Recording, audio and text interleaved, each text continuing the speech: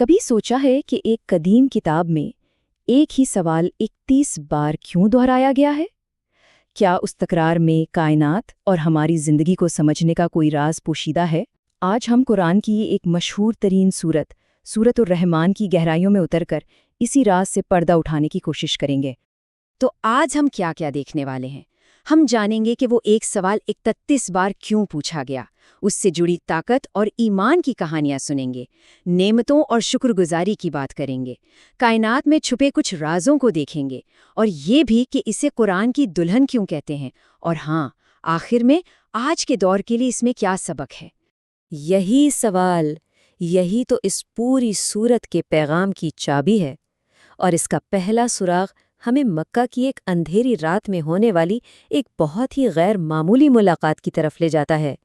ایک ایسی محفل جہاں صرف انسان ہی نہیں، کچھ اور بھی موجود تھا۔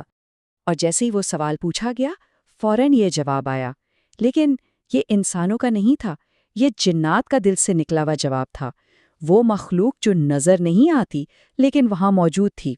دیکھیے، ابھی تو ہم نے ٹھیک سے شروع بھی نہیں کیا اور اس صورت کا مرکزی خیال ہمارے سامنے آ گیا ہے۔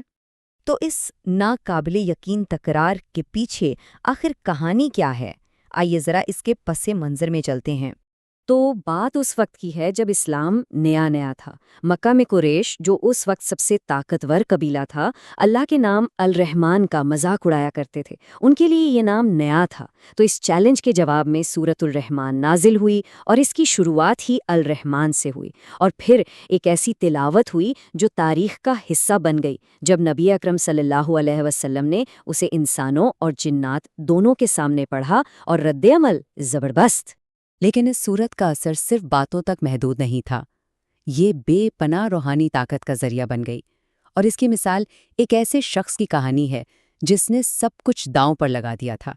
حضرت عبداللہ ابن مسعود، نبی اکرم صلی اللہ علیہ وسلم کے صحابی، انہوں نے آگے بڑھ کر کہا کہ وہ دشمن قریش کے سامنے بلند آواز سے قرآن پڑھیں گے، پہلی بار۔ اور انہوں نے کون سی سورت چنی؟ جی ہاں، سورت الرحمن، کیونکہ اس کا پیغام سیدھا مکہ کے لیڈروں کے لیے تھا۔ اور حضرت عبداللہ ابن مسعود تھے کیسے؟ جسمانی طور پر کمزور، دبلے پتلے، ان کا قبیلہ بھی اتنا بڑا نہیں تھا کہ انہیں بچا سکتا، لیکن ان کا ایمان وہ پہاڑ کی طرح مضبوط تھا، بالکل نڈر۔ اور یہیں اس سورت کی طاقت نظر آتی ہے۔ انہیں بہت مارا گیا، لیکن جب وہ واپس آئے تو ان کا ایمان ذرا بھی نہیں ہلا، الٹا انہوں نے کہا کہ اب ان کے دشمن انہیں چھوٹے لگ رہے ہیں۔ دیکھا، یہ ہے روحانی قوت کا کمال۔ تو آخر وہ مرکزی سوال کیا تھا جس نے ایسی ہمت پیدا کی؟ یہ شکر گزاری کی ایک مسلسل، ایک ردم میں کی جانے والی یاد دہانی ہے۔ سوال یہ ہے، فَبِأَيِّ آلَاءِ رَبِّكُمَا تُكَذِّبَانِ، تو تم اپنے رب کی کون کون سی نعمتوں کو جھٹلاؤ گے؟ اور یہ سوال صرف انسانوں سے نہیں، جنات سے بھی ہے۔ یہی اس پوری سورت کا محور ہے۔ اور یہ آیت آتی ہے پورے 31 بار، ایک ایسی تعداد جس پر لوگوں نے بہت غور و فکر کیا ہے۔ کچھ جدید مفکرین ایک بڑی دلچسپ چیز کی طرف اشارہ کرتے ہیں۔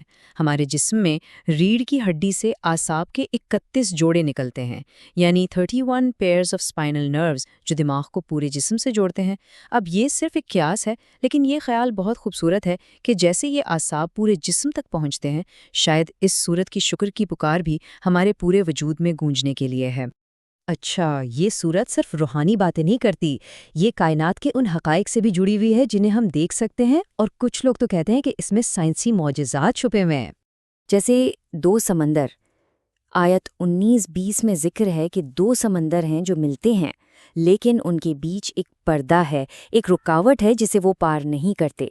اور آج جدید سائنس اور اوشینوگرافی ہمیں بتاتی ہے کہ ہاں، ایسی جگہیں ہیں جہاں الگ الگ کثافت اور نمکیات والا پانی ملتا ہے، جیسے بحر اوقیانوس اور بحر الکاہل، لیکن وہ فوراً ایک دوسرے میں گھل مل نہیں جاتے۔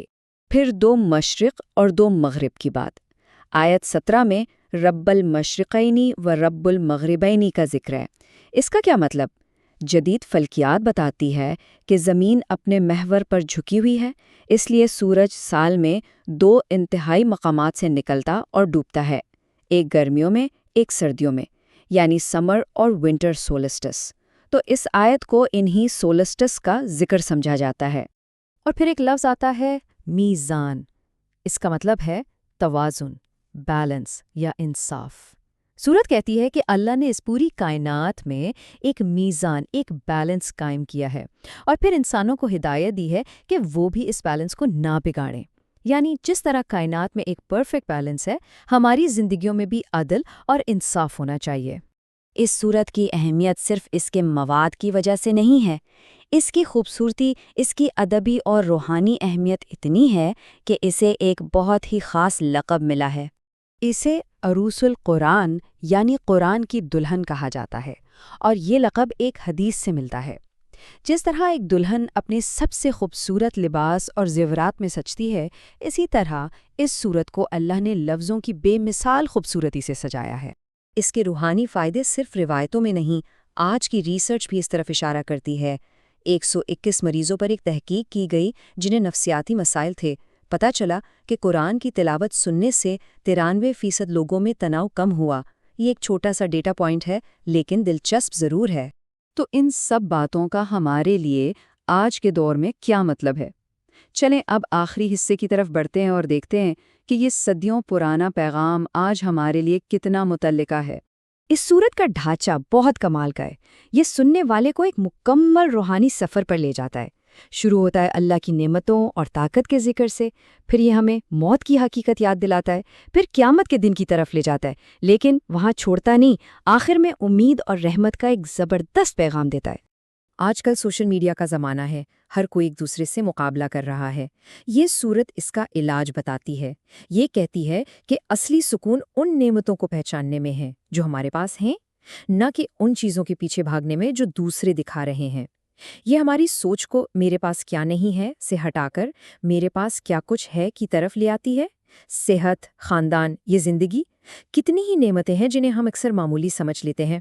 ایک بہت گہری مثال ہے جو موت پر ایک آیت کو سمجھانے کے لیے دی جاتی ہے.